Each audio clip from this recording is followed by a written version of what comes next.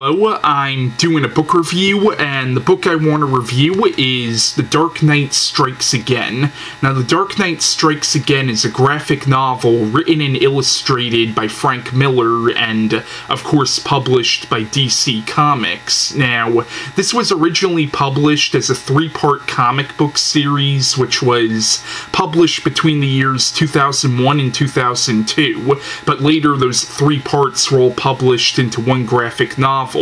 Now, this is a sequel to Frank Miller's groundbreaking 1986 graphic novel, The Dark Knight Returns. Now, before I read this book, I reread The Dark Knight Returns, and I already did a review for The Dark Knight Returns. You can go check out that review if you want. I did it last year when I did those Batman reviews last year, but The Dark Knight Returns is considered to be one of the greatest Batman comics ever written, and it's also considered to be one of the greatest comics ever written.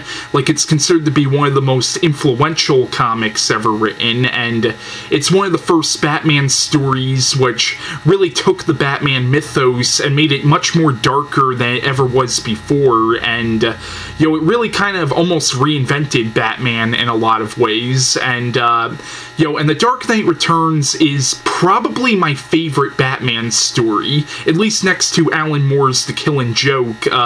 It's definitely, like, my favorite Batman story, and it's one of my favorite graphic novels. Like, I would say that and Alan Moore's Watchmen are, like, my two favorite graphic novels, but I highly recommend The Dark Knight Returns if you haven't read it, you know, because one of the things I like so much about The Dark Knight Returns is, in a lot of ways, it really is more than just a Batman story. It's also kind of a dystopian novel as well, because the book is supposed to be set in a dystopic near future, and, you know, and really, there's actually a lot of social commentary in The Dark Knight Returns, and to me, The Dark Knight Returns, struck me really as more of a political satire about where society is heading, and Frank Miller simply used characters from the Batman mythos to tell that story, or at least that's how I always looked at The Dark Knight Returns. But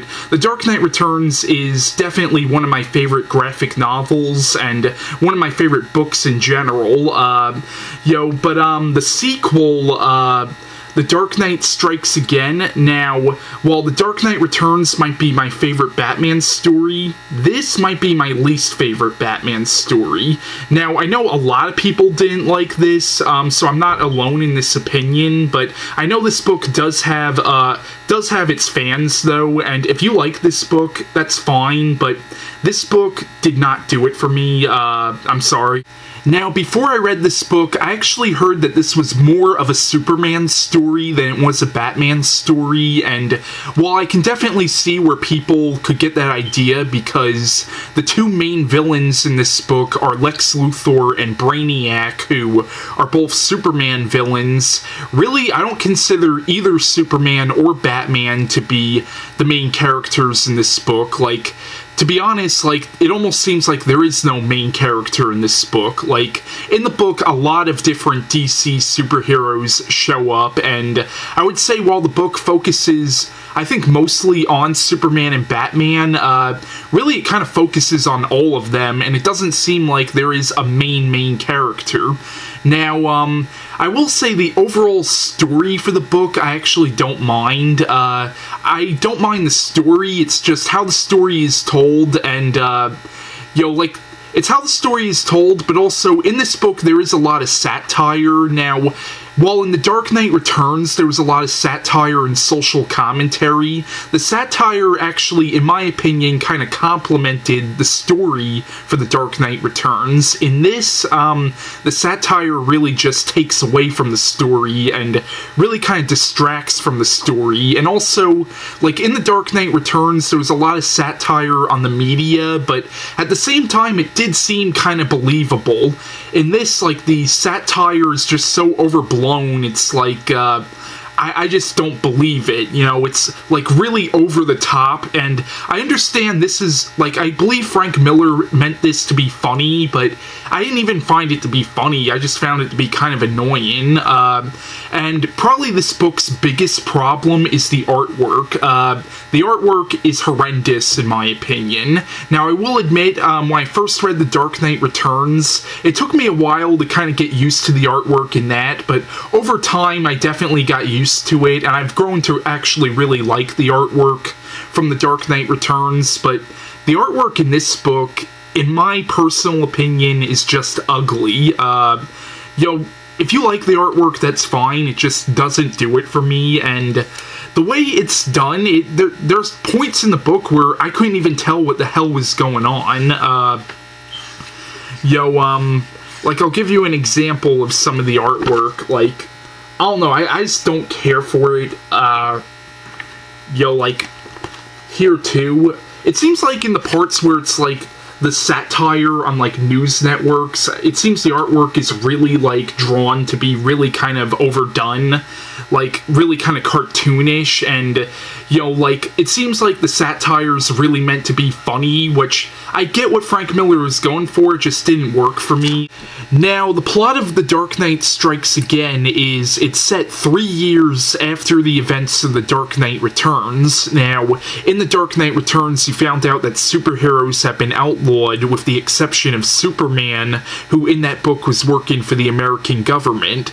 Now, in The Dark Knight Returns, Batman defeated the leader of this gang called the Mutants, and after he defeated their leader, the Mutants ended up forming into a vigilante group called the Sons of Batman, who, at the end of that book, ended up working for Batman. Now, in this book, in the beginning, basically the plot line of the book is Batman, Carrie Kelly, who is a character from The Dark Knight Returns, who in The Dark Knight Returns was basically the new Robin, but in this book she ends up calling herself Catgirl because she now dresses up like a cheetah, and the Sons of Batman and Green Arrow, basically they're going around rounding up all the old superheroes to help them in this rebellion against the government, because in the book you realize that the government is corrupt, and now all the old superheroes are coming back to rebel against the government, and you find out in the book that the government is actually run by Lex Luthor, and you realize that Brainiac is basically helping Lex Luthor in his schemes, and meanwhile, Lex Luthor ends up forcing Superman, Wonder Woman, and Captain Marvel to work for him, and along the way, like, Martian Manhunter and The Question and the Green Arrow also come into the mix as well. Now, there are some things about this book that I actually like. Like, I like the overall premise of the story, like, the idea of Lex Luthor and Brainiac taking over the government, and Batman and all the old superheroes coming back to stop them.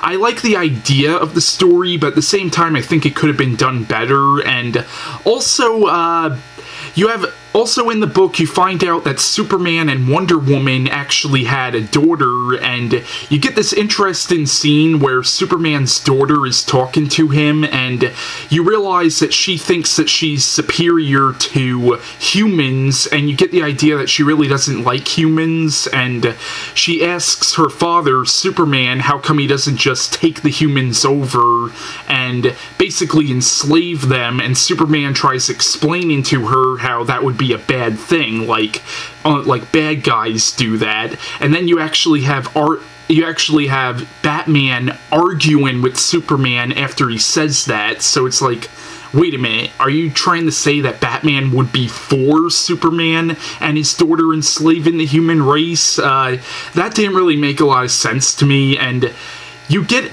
another scene in this book, and this is actually earlier in the book, where there's a scene in the book where Superman and Wonder Woman basically fuck in the sky, but literally this is what Wonder Woman says to Superman right before that happens. "Where is the man who stole my Amazon heart? Where is the hero who threw me to the ground and took me as his rightful prize?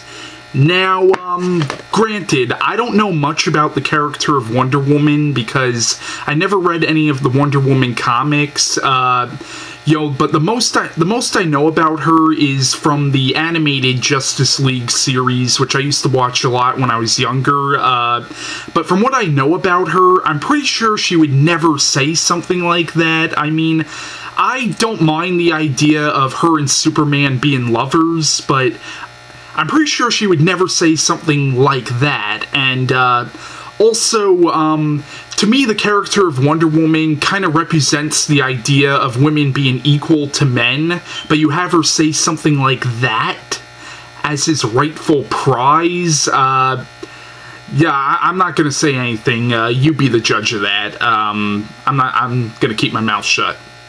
Now, in the book, there's this subplot about this creature which calls itself the Joker, even though it's not the Joker, because the Joker died in The Dark Knight Returns, but, there's this creature in the book which appears to have the ability to shapeshift, and appears to have the ability to regenerate itself so you can't kill it, and you find out in the book that this creature used to be human, and it used to be somebody who was actually very close to Batman. I don't want to say who it is, but at the end when you find out who this creature used to be, Batman seems very unsympathetic to this person, even though he kinda should be, and also he seems very unsurprised, too. And I felt like they could have done a lot more with this creature, and I don't want to give away who this creature turns out to be, but it's interesting, but at the same time, they could have done a lot more with that.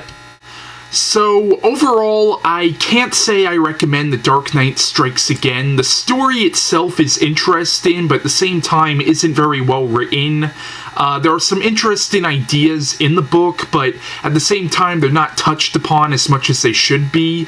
The satire in the book really doesn't do anything for the story, while in The Dark Knight Returns, the satire, I think, really added to the story.